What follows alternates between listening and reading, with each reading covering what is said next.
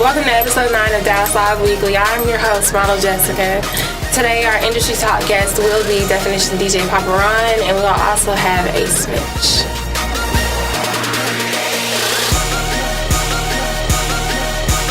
As far as approaching DJ, I mean, I know you get approached a lot. We were just talking about that a few minutes ago. Well, let's backtrack that. What's probably one of the worst, inefficient ways that you can get your music to a DJ if you want DJs to spin? The worst way is trying to bring it to him while he's in the middle of a set. And then on top of that, bring it to him while he's in the middle of the set, just to tell him, hey, I got this hot shit on, I got this club banging. That's the worst way to bring your music to a DJ. What's a measurement of telling, if the public is really feeling your music? How can you see that the public is really feeling an artist's music? It's all about the way the crowd reacts to it. It's been records that I put on for the first time, and they dance to it like they've heard it a million times.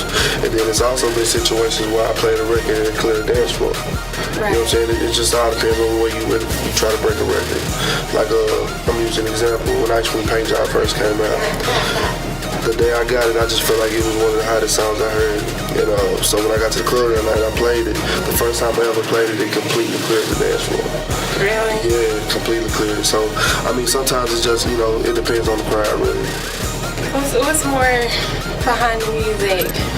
Behind getting your music to the DJ? Let me see. Like I said, Vertico, man. Vertico.com, by the way. And, just, that's the best way. What about DJ affiliations? Like, how do you get the Definition DJs to back you up, like as a group, as a whole unit? For one, you have to have some kind of drive about yourself. You can't just come and be like, hey, I got this record, man. I just want y'all to check it out. You have to actually have some kind of drive, some kind of substance that make you stand out from everybody else, as well as just build a relationship with the DJs. You can't be just one of those people that don't come out, put a face with the record. Don't actually try to do a lot of networking, because networking will take you a long way. And it's a lot of people that just refuse to do networking for some reason. I don't understand. A lot of people are kind of scared to, get out there. I mean, it's not a good thing to be scared when you're trying to promote your music and push it, but a lot of people just don't know exactly how to get it to you. I know you said you get a lot of stuff off of Vertigo. Yeah, I think the most part of that, I think it's a lot of people that don't like to deal with rejection. Right. I know, because I'm one of those people that I can't stand rejection. But sometimes you just have to fall out there. It's like a blind faith. Because if you don't believe in yourself, then nobody else going to believe in your music. Right. Well, Vertigo just came out, about 2 or 3 years ago, right? Big Daddy just started that a couple of years ago. Yeah, it's really, really taking off right now. Really? Yeah, it's really taking off right now. That's why I deal with it. All my personal records, all my personal projects, everything that I'm pushing, everything that I've broke, it all came through Vertigo. So if you check my Twitter timeline, you'll see all the records that I'm pushing. I got quite a few records on Vertigo right now. Try to explain a little bit more how getting your music to the DJs helps your career and helps your audience expand. For a simple fact, I don't mean to sound cocky or anything like that, but you really can't get anywhere without the DJ. That's my personal opinion. As a matter of fact, I see that as a fact. For a simple fact, we make it hot. We're the first one to play it in the club. Radio hears it, radio picks it up, it takes off from there, or just anywhere, because most people's music is heard from the club. You know what I'm saying? But at the same time, you have to build some kind of street buzz behind your record too, because you can't just depend solely on the club. You have to put a lot of legwork into this, and that's where your promotion and the way you promote yourself comes into play. Right, we touched on that a little bit in episode 8 with Ebony Mose. We talked a lot about branding. We talked a lot about branding. We talked a lot about marketing and promotion and stuff like that. So, branding. As far as if music actually exchanging hands and getting it to you, if you were at music conferences and stuff like that, what is the best format to get your music to the DJ? What type of stuff do you put aside and actually listen to? Actually, I try my best to listen to everything. Mm-hmm. But the thing is, if you're bringing the music and we're not like at a summit or a conference or whatnot, or some kind of event like that, and if it's just like at random, you know, it might take me a while to get to it, but like if I'm at a conference or a summit or one of those events, I'm strictly looking for something to break. Right. You know, I'm looking for that next big hit so I can play in the club and be like, you know, I broke that or whatnot. And mostly, like I said, if it's not one of those events, I'd rather get it from Vertical or I'd rather get it from my email. That way I can load it, you know, directly into my database on my Serato or whatnot. And, you know, just go from there. Well, some of our viewers might not know what it means for a DJ to break a record. Can you explain a little bit more about what that is? Let me explain that. To break a record, for some of you DJs that's watching right now, just because you play it first does not mean you broke it.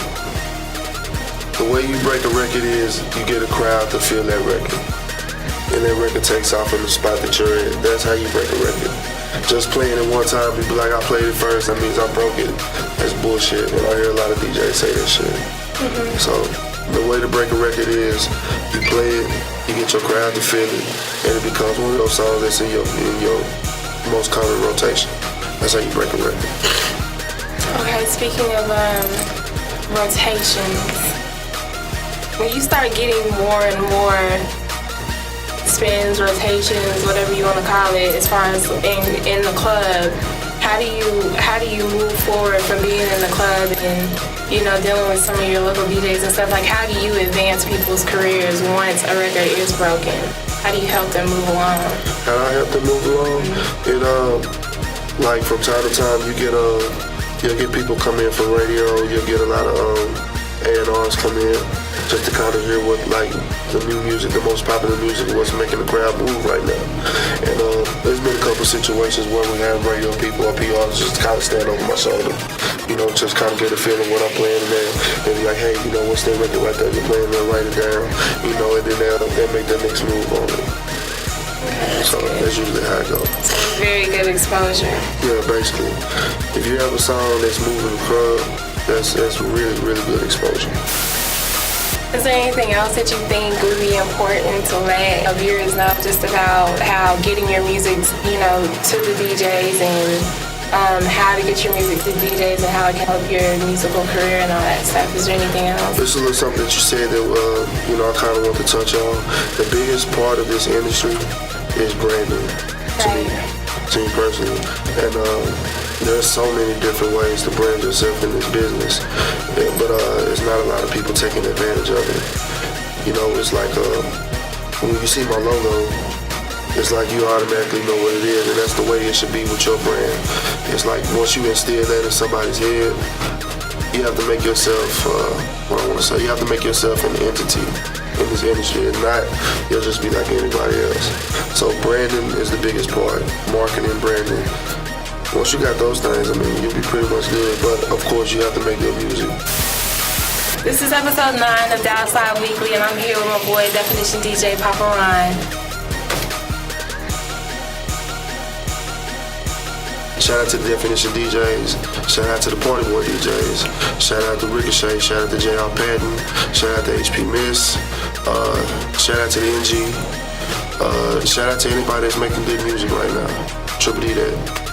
By the way. Alright, Ace Mitch. Yes, ma'am. What have you been doing? It's been a long time since we've seen you. Yeah, I just been pushing my singles, just pushing High Rise, you know, trying to make it happen. Yeah. What's High Rise about? What is that? Basically, I wanted to do something for the ladies. You know, like last year I came out with Work, and Work was really like a street banger, you know, clubs, stuff like that. I want to do something more towards the ladies, kind of reverse it, you know, go a different avenue. Right. Yeah. The ladies is always a good inspiration. That's the key. Alright, so you're gonna release your single soon. Is that already playing? Where can we hear it? Yeah, it's already out. They can find my single everywhere. It's on YouTube, Facebook, Twitter, everywhere, man. We on mysong.com. You know, it's everywhere. Well, while we're on it, go ahead and give everybody your Twitter. My Twitter /AceMitch10. You can do Facebook /AceMitchMusic. Or you just Google me. I became a Google option. What? Yes. Causing traffic. So, Alright, you know so, what I'm I mean, when are you gonna put the album together? I'm gonna put it out, man. I'm really taking my time with it. I really want to put out a good effort. You know what I mean? Like, I have a lot to say. So I just want to go ahead. I guess maybe the end of the summer, fall, you know, just whenever I feel like I got everything together, and I'll be good. What do you got coming up this summer? Do you have any shows coming up, major shows? Yeah. Actually, we just did the House of Blues on Friday. Right. So I did the House of Blues on Friday, and then I performed at the Green Elephant on Saturday for Warner Brothers Records. So I just did that, and now I'm just doing a bunch of showcases and just shows around the city, and just trying to get back to the city, man, and show my talent to the city, man. I want Dallas behind me, man, and they always have been behind me. So, you know, I'm gonna continue to keep serving the city, man, and give them what I can. All right, so give us the name one more time of your new single. My new single's High Rise, featuring the boy Sway Royale. Shout out to Sway. You know what I'm saying? Yeah, and that's what we got going on here. What has been the, I guess, biggest payoff as far as branding yourself and getting your music to a DJ or going to a conference or trying to, you know, get it to TV, radio? What's your biggest avenue? Really, my biggest avenue is just like hand to hand, you know, word of mouth, and these social sites. You know, really putting my songs out there for like free downloads and stuff like that. Just communicating with people, like stuff like that, man. I mean, if you communicate directly with the people give back to you, and that's what I like, man. I really like that. I've always been a people person, man. So getting in with people is like, it's nothing to me. You know what I'm saying? So get out there, get and talk to everybody, getting to know people. Right. And that's definitely been the best part. Oh yeah, definitely. Networking, the word everybody's kind of scared of and not always sure how to do it. Yeah, definitely. Because people don't always network or whatever. They just out there just talking about nothing. You know what I mean? But I definitely get in there and I get talking about people. We eventually get into the business conversation. Right. Yeah. All right. My boy Ace Mitch, Dallas Live Weekly. Mitch.